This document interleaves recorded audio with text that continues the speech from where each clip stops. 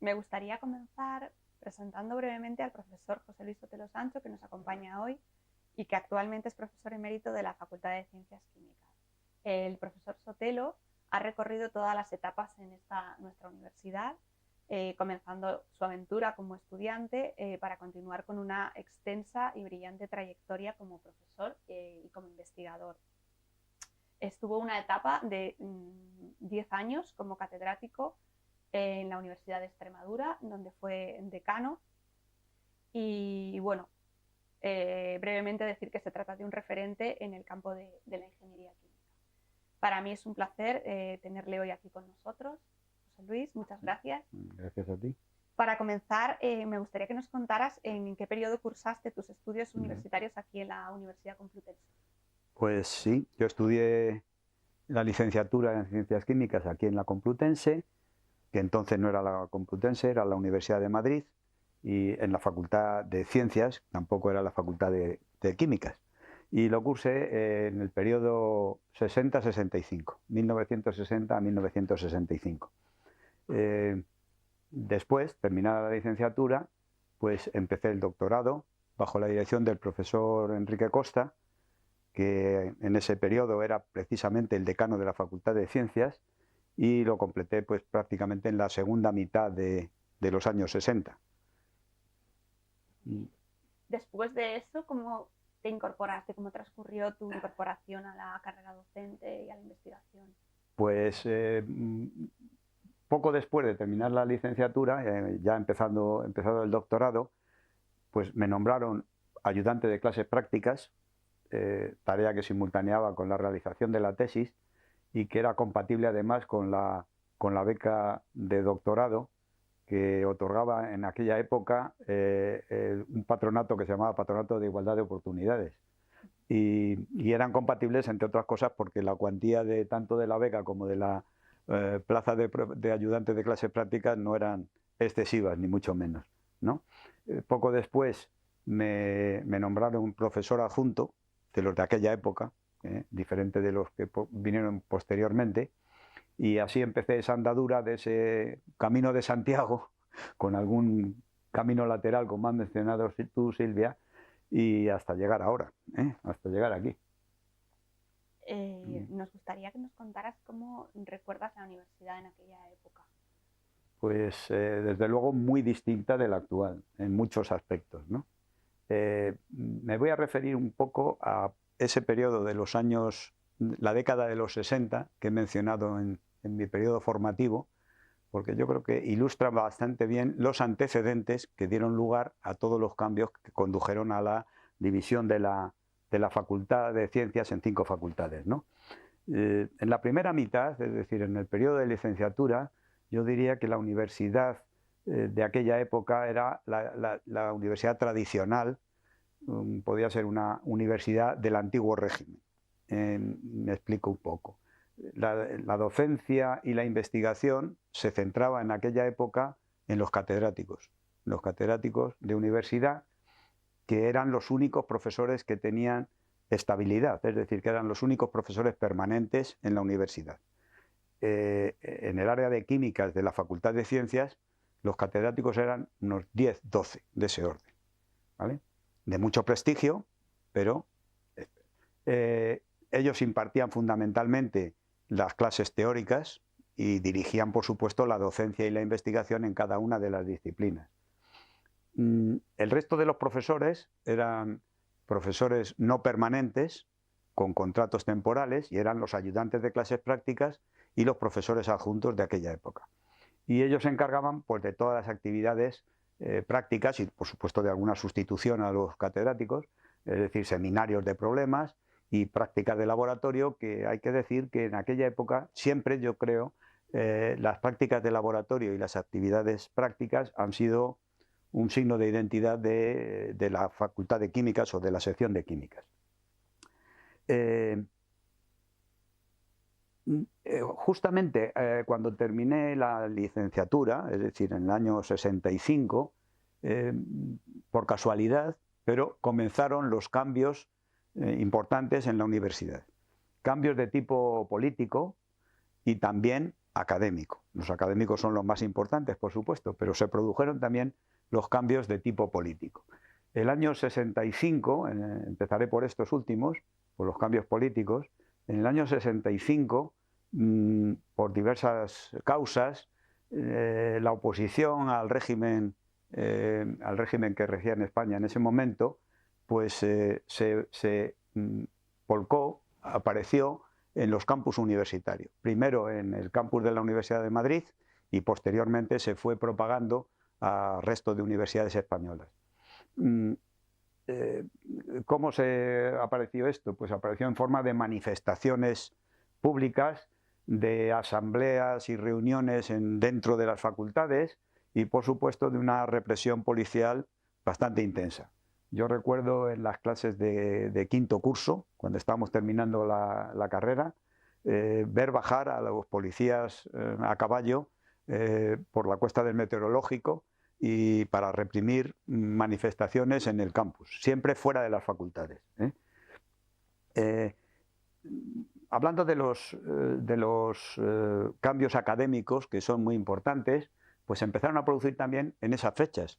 Y se produjeron sobre todo porque en el Ministerio de Educación estaba precisamente un catedrático de químicas de la facultad, que era el profesor Lora Tamayo, al cual yo creo que se debe ese comienzo de los cambios en las estructuras de la universidad, que continuaron luego durante mucho tiempo. ¿Cuáles fueron esos cambios? Pues, por ejemplo, en primer lugar, se crearon los departamentos. Es la primera vez que se crean los departamentos. Antes los departamentos era el catedrático o la cátedra, ¿no? Se crearon los departamentos. Se creó un nuevo cuerpo de profesores estables, que fue el cuerpo de profesores agregados de universidad, que venían a ser una especie de catedráticos jóvenes y que también pues, empezó a distribuir un poco la gestión de la docencia y de la investigación en la universidad. También se comenzaron a crear nuevas universidades. Se crearon en el año 68 la Universidad Autónoma de Madrid y la de Barcelona. Y ya el nombre autónoma ya indicaba una descentralización respecto al ministerio y a la gestión anterior de las universidades.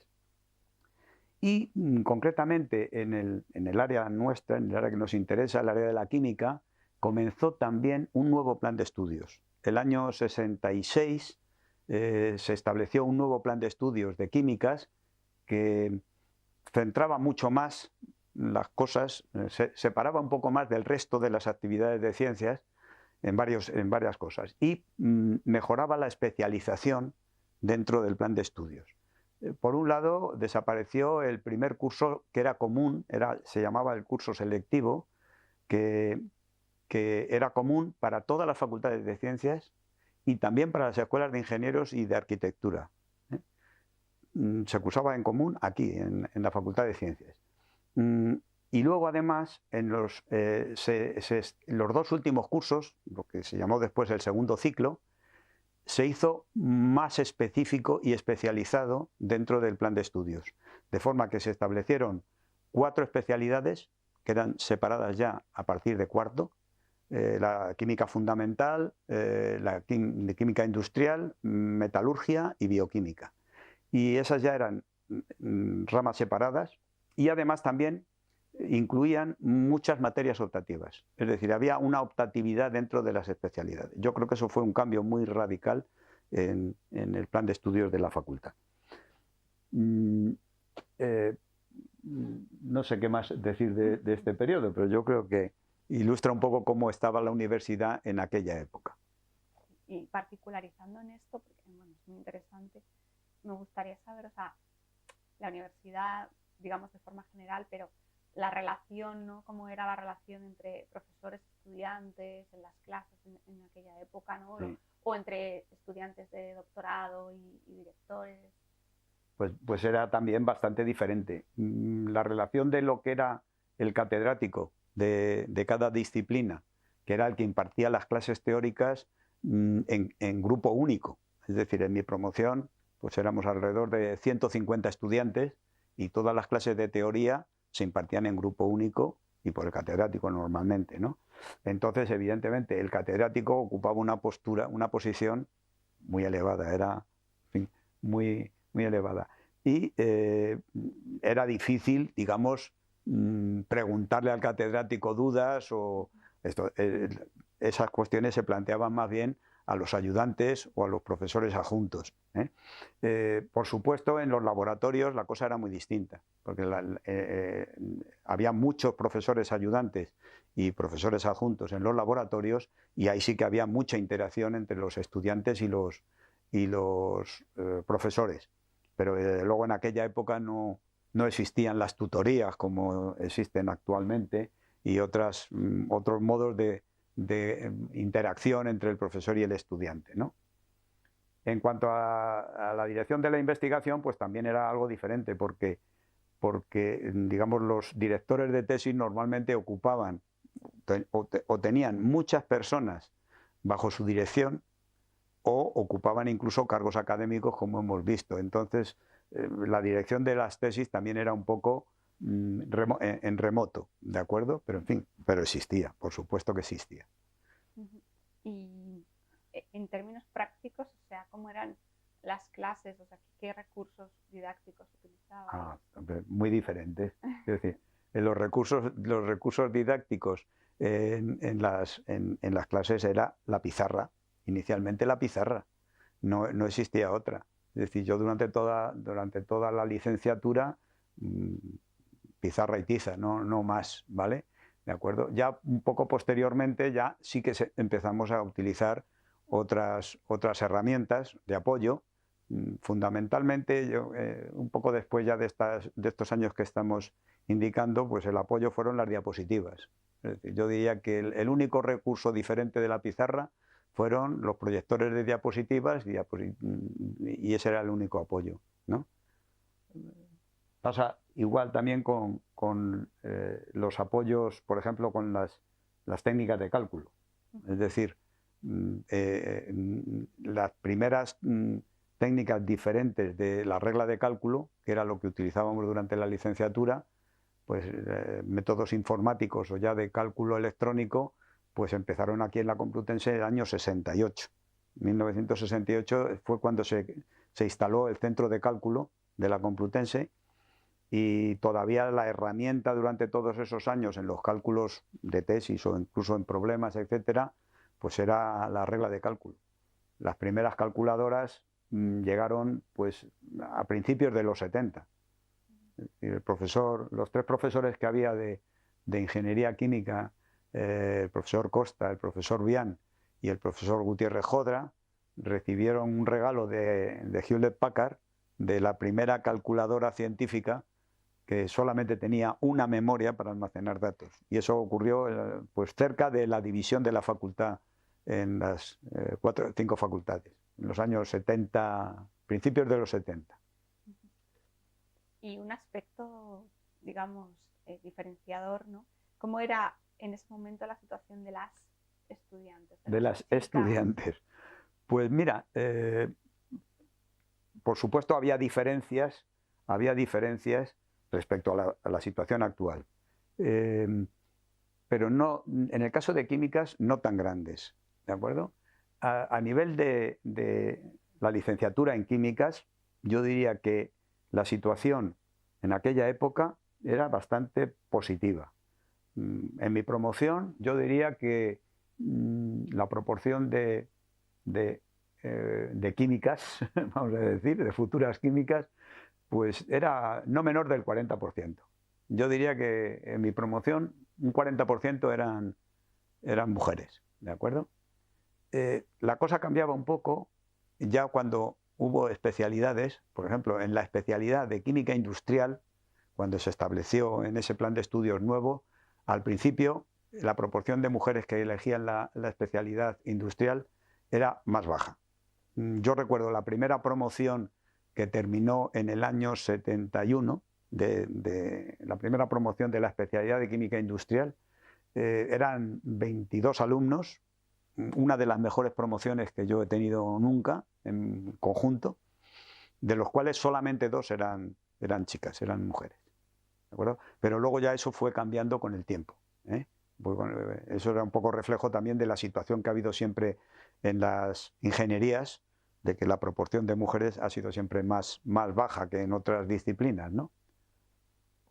Muy bien, José Luis. Y creo que hay un punto de inflexión que has comentado al principio, que es la división, ¿no?, en las 5 facultades en Sí, el sin curso duda. 73-74. Me gustaría que nos contaras pues, qué variaciones, qué diferencias se produjeron, qué cambios en ese momento, en esa circunstancia. Pues mira, en parte yo creo que esa evolución que hubo en la segunda mitad de los 60 y por supuesto que continuó luego ya en los 70, era un poco un reflejo de la situación general del país. Es decir, en la década de los 60 empezó en España la época de desarrollo económico, de la industrialización. En esa época pues se desarrollaron muchas nuevas industrias químicas, por ejemplo en Puerto Llano o en Huelva, en los polos de Puerto Llano y Huelva primero y en otros sitios después, y también en la industria bioquímica, las industrias farmacéutica y bioquímica. Eso cubre precisamente esa zona, esa época. Aparte de eso, económicamente el país era más próspero y eso se reflejó en esos cambios que hemos indicado ya en la parte académica que continuaron después. Por ejemplo, en el año 73, 72, 73, se creó un nuevo cuerpo de profesores de universidad, el cuerpo de profesores adjuntos, que era inferior al de los agregados, pero ya con un carácter permanente. Y eso hizo que el profesorado de la facultad o de la sección de químicas entonces, en esos años previos a la división, se incrementara considerablemente. Por ejemplo, en el momento de la división de la facultad, la dotación de profesores en químicas, en la sección de químicas, había casi cuadruplicado el número de catedráticos que había permanentes anteriormente. Aproximadamente el número de catedráticos no había variado mucho, eran unos 12 por ahí aproximadamente. Los agregados éramos ya 10 o 11, y los adjuntos que entraron en el cuerpo de adjuntos en el año 73 de químicas fueron 20 aproximadamente. Es decir, ya la dotación de profesores permanentes en la facultad era de unos 40 profesores, muy diferente de la que hay actualmente, pero no estaba mal para aquella época. También quiero decir que en esa época se fue estabilizando a muchos profesores.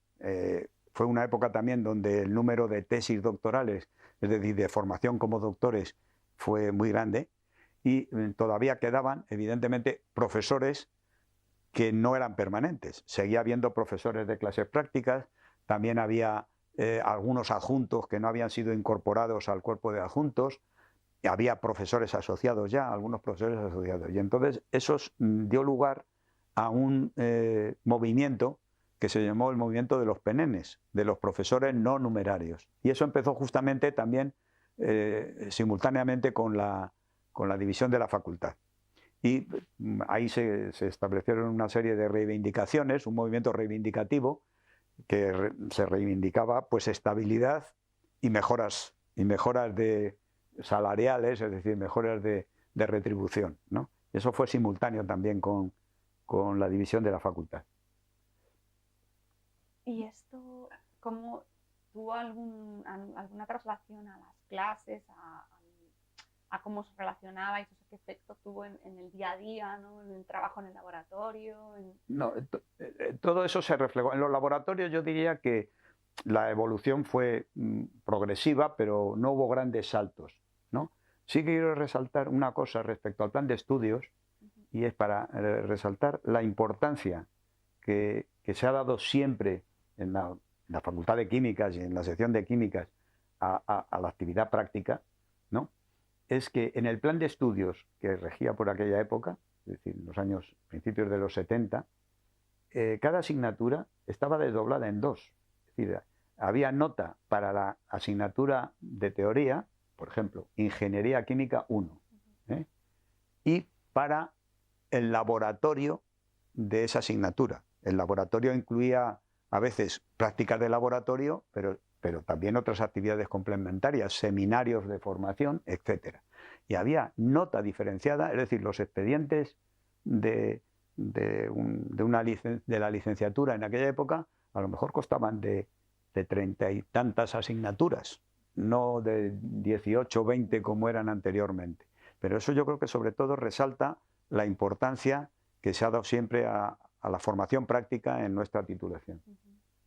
Yo, por ejemplo, en relación a eso, es que quizá he visto una evolución en cómo, evidentemente en la docencia, pero también en el desarrollo de las tesis doctorales, o sea, lo que tú siempre me has contado y otros profesores de tu época es que los horarios de trabajo, todo este desempeño en el laboratorio era como mucho más intenso y horarios sí. mucho más amplios, ¿no? Sí.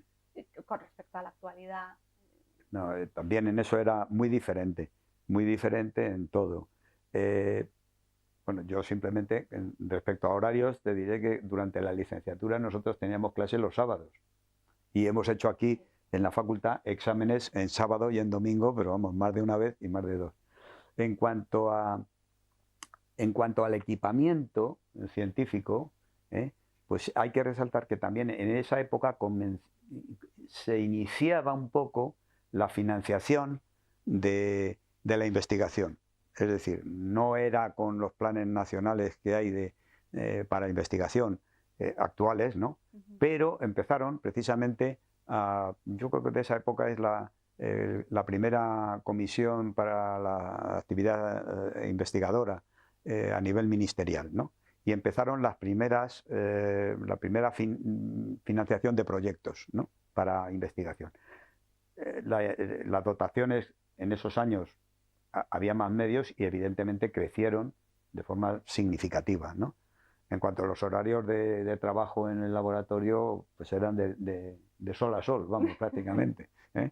Es decir, maratonianos. Sí, maratonianos completamente. Sí, es algo que yo he visto que bueno, ha cambiado mucho, ¿no? También. Sí. Y bueno, no sé, me gustaría, en relación a eso precisamente, si tienes algún consejo, ¿no?, para las nuevas generaciones, la gente que se incorpora a la investigación, o ya sea como docente, como investigador, como los dos. Ha cambiado demasiado, entiendo que ha cambiado demasiado y no sé qué podrías... Pues yo, de cara al futuro, las predicciones respecto al futuro dice que son muy difíciles, ¿no?, que las mejores predicciones son las del pasado. Pero yo efectivamente creo que el mundo, igual que hablábamos de esa época de los finales de los 60 y de los 70, de una época de cambio y cambio acelerado, pues ya no digamos la velocidad de cambio que existe en la actualidad, ¿no? Entonces yo sigo pensando mucho sobre, porque evidentemente me gustaría ser activo y estar participando, después de tantos años, pues seguir participando en una actividad pues que para mí ha sido pues esencial, ¿no?, en el sentido de que yo he disfrutado en la universidad muchísimo y entonces pues sigo pensando mucho en cómo va evolucionando la enseñanza de la química o de la ingeniería química en mi caso actualmente, y evidentemente veo una serie de incógnitas que yo no sabría cómo resolver, ¿no? Pero evidentemente las cosas han cambiado mucho en el sentido de que, aparte de que todo el conocimiento va creciendo de una forma acelerada, ¿no?, ya no solo basta con incorporar los nuevos conocimientos de cada disciplina a la formación de los futuros estudiantes, ¿no?, de los estudiantes, sino que yo creo que además han aparecido una serie de conocimientos transversales que Internet, la inteligencia artificial, toda la telemática, etcétera, que yo creo que están influyendo de forma notoria tanto en la forma de impartir la docencia en el futuro como de incorporarlas precisamente no a los planes de estudio, que también, pero sobre todo a cómo desarrollar los planes de estudio. Yo creo que otro factor también importante es que la materia prima, es decir, los estudiantes, también han evolucionado, no solamente en las titulaciones de ciencias, sino en general, muchísimo, de tal forma que hay que adaptar las tres cosas, es decir, el nuevo conocimiento específico de cada titulación, la forma de impartirlo y la forma también de ilusionar al estudiante para que la enseñanza sea atractiva también para él. Yo creo que eso es un reto importante que tenéis todos los profesores jóvenes y que, bueno, sois vosotros los que tenéis que resolverlo. Sí, totalmente. Además, cada día que voy a clase lo veo, reflexiono sobre ello. Pues nada más, muchísimas gracias. Bien, pues ha sido un placer, tener esta charla contigo y nada, y animarte para el futuro, no queda otra alternativa. Muchas gracias. Muy bien, gracias a ti.